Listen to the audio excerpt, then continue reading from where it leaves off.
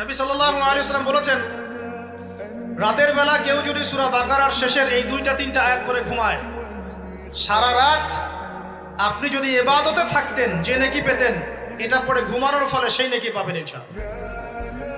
এখন বলেন দেখি, কতজনের সূরা বাকারার শেষের 3টা আয়াত মুখস্থ আছে? মাশাআল্লাহ।